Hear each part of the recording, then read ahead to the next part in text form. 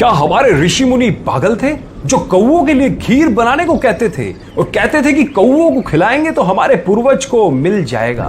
नहीं, हमारे ऋषि मुनि बहुत ही क्रांतिकारी विचारों के थे। यह है सही कारण। जैसा कि आप जानते हैं कि पितृपक्ष के दिनों में कौओं को पितरों का प्रतीक मानकर भोजन कराया जाता है। यह सवाल अक्सर पूछा जाता है कि आखिर भोजन कौए को ही क्यों दिया जाता है। यहां कुछ ऐसे ही जवाब और रियल फैक्ट्स हम आपको देने जा रहे हैं जिससे आप जान सकेंगे कि भारत की प्राचीन सभ्यताओं में कौवे को इतना महत्व क्यों दिया गया है और पौराणिक कथाओं में कब कब कौवे का जिक्र आया है। गरुड़ पुराण में बताया गया है कि कौवे यमराज के संदेश वाहक होते हैं। श्राद्ध पक्ष में कौवे घर घर जाकर खाना ग्रहण करते हैं।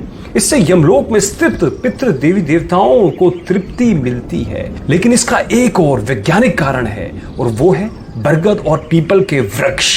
ये दोनों वृक्षों के टेटे कौवे खाते हैं और उनके पेट में ही बीज की प्रोसेसिंग होती है। बिल्कुल सही कह रहा हूं, कौवे के पेट में इन बीजों की प्रोसेसिंग होती है और तब जाकर बीज उगने लायक होते हैं। उसके पश्चात कौवे जहां जहां बींट करते हैं, ध्यान दीजिएगा, कौवे जहां जहां बींट करते हैं वहां वहां पर यह दोनों वृक्ष उगते हैं। दोस्तों, आपको एक बात और बता दूं, पीपल केवल जगत का एकमात्र ऐसा वृक्ष है जो राउंड द क्लॉक ऑक्सीजन यानी O2 छोड़ता है और बरगद के औषधि गुण अपरंपार है। देखो, अगर अब ये दोनों वृक्ष को अगर हमें उगाना है तो बिना कौवे की मदद से संभव नहीं है, इसलिए कौओं को बचाना पड़ेगा। अब आपको एक बात और बताता हूं कि मादा कौवा भादो महीने में अंडा देती है और नवजात बच्चा पैदा होता है। तो इस नई पीढ़ी के उपयोगी पक्षी को पौष्टिक और भरपूर आहार मिलना जरूरी है। इसलिए हमारे प्राचीन ऋषि मुनियों ने कौओं के नवजात बच्चों के लिए हर छत पर श्राद्ध के रूप में पौष्टिक आहार की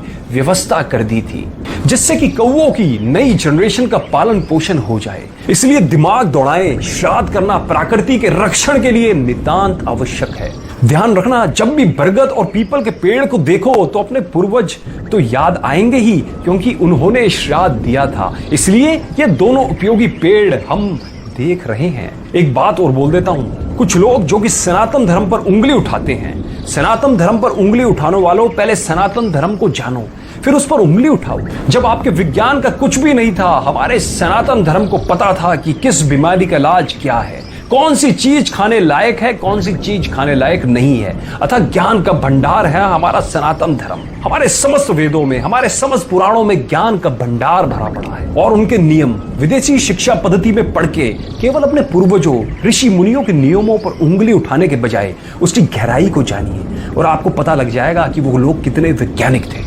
दोस्तों, मैं आप सब लोगों से एक अपील करना चाहता हूं कि इस वीडियो को ज्यादा से ज्यादा शेयर करें, जिससे समस्त लोगों को हमारे सनातन धर्म के बारे में पता लग पाए और उन लोगों को यह भी पता लग पाए कि हमारे जो पूर्वज थे, जो हमारे ऋषि मुनि थे, वो कितने वैज्ञानिक आधार पर चीजों को सोचते थे, उनका आकलन करते थे और सब लोगों को इस ज्ञान के बारे में जरूर बताएं।